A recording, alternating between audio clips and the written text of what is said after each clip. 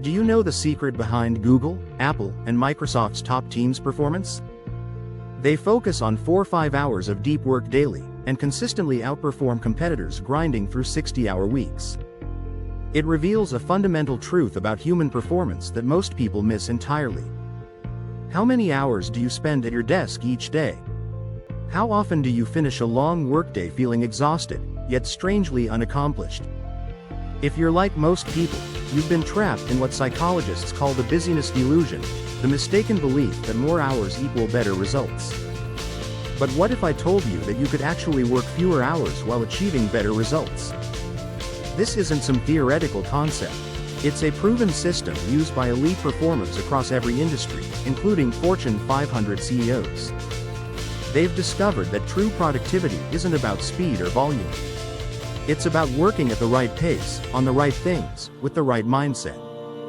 Today, I'm going to share with you exactly how this system works, why it's so effective, and how you can implement it starting tomorrow. From childhood, we're taught that success comes from outworking everyone else. We admire entrepreneurs who brag about 100-hour workweeks and idolize executives who claim to need only 4 hours of sleep. Our entire culture has bought into what I call the hustle myth, the dangerous idea that more hours automatically mean better results. But here's what nobody tells you. The science completely contradicts this belief. Study after study shows that after about 50 hours of work per week, productivity plummets. Research from Stanford University found that productivity drops sharply after 55 hours, with 70-hour weeks achieving nothing extra. Even more shocking? After just 2 weeks of working more than 60 hours, productivity drops so much that you'd accomplish the same in 40 hours. The top performers in every field understand this paradox. They know that real productivity isn't about how many hours you put in, but about what you accomplish during the hours you work. By working more intentionally and more strategically, they achieve far more in less time. This is slow productivity, and it's not what you think.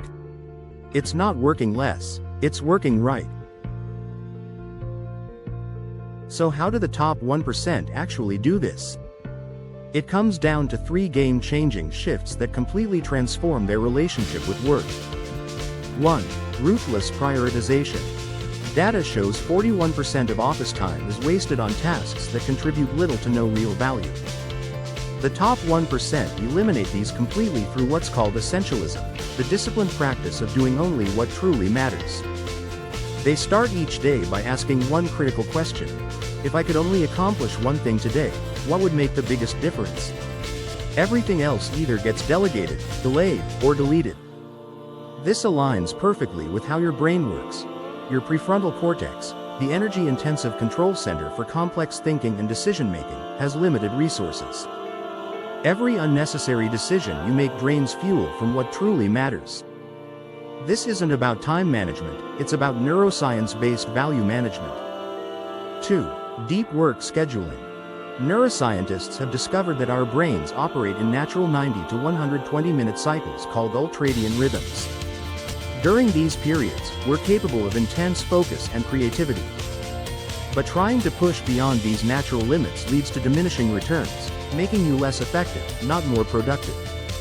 Elite performers structure their entire workday around these biological realities.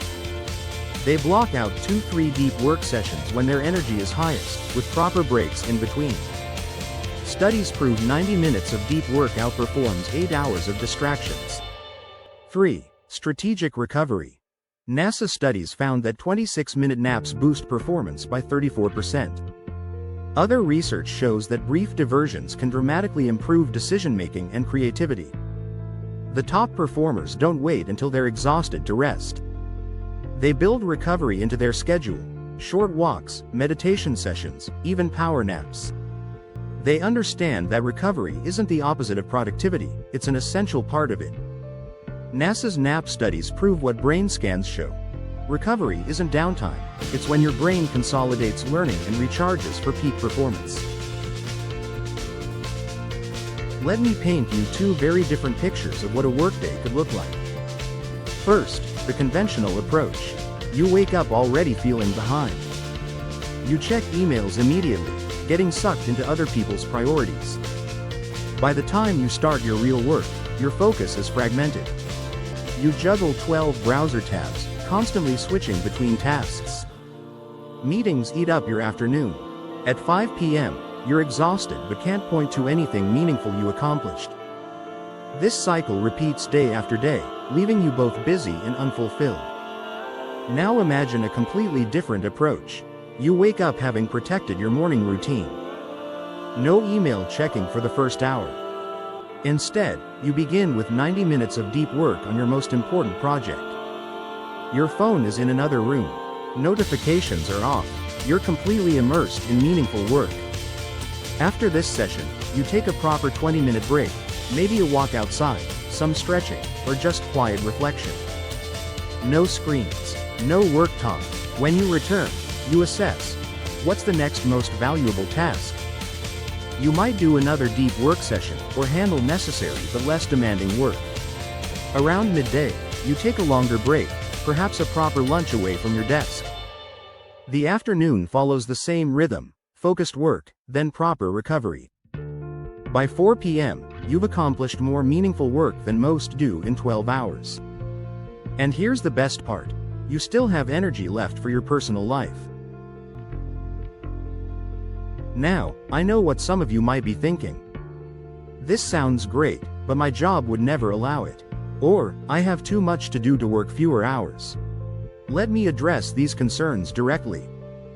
First, about having too much work.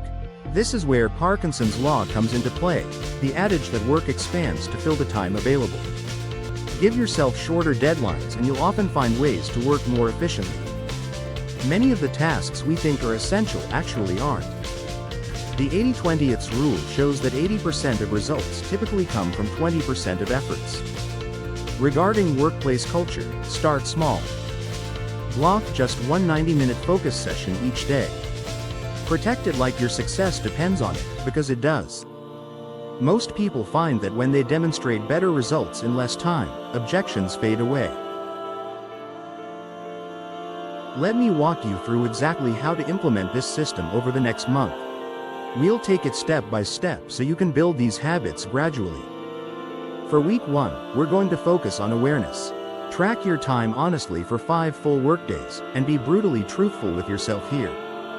As you go through this process, you'll start noticing your biggest time wasters, those activities that eat up your day but don't actually move you forward. Pay special attention to when you naturally have the most energy during the day, because we'll use that information later.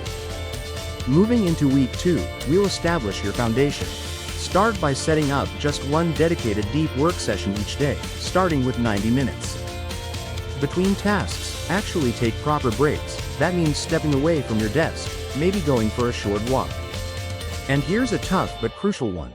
Practice saying no to low-value work that doesn't align with your priorities.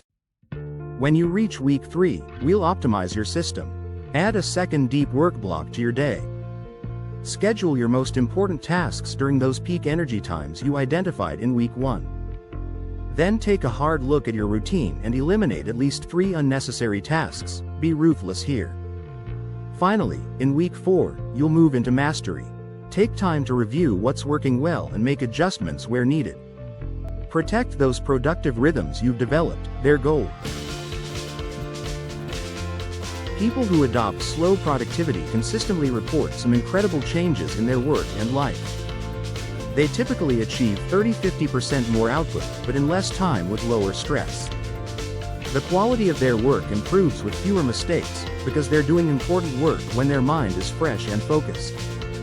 They have more energy left at the end of the day for personal relationships and hobbies, the things that make life worth living. They're no longer sacrificing their health and happiness at the altar of productivity. They've discovered how to achieve more by doing less of what doesn't matter, and experience greater overall life satisfaction. Before you go, I'm curious, which of these strategies will you try first? Let me know in the comments below. And if you find this valuable, hit subscribe for more evidence-based strategies to work smarter, not harder. That break you've been putting off? It's not a luxury, it's not a reward for working hard, it's your secret weapon. Your brain is ready, are you? Thank you for watching.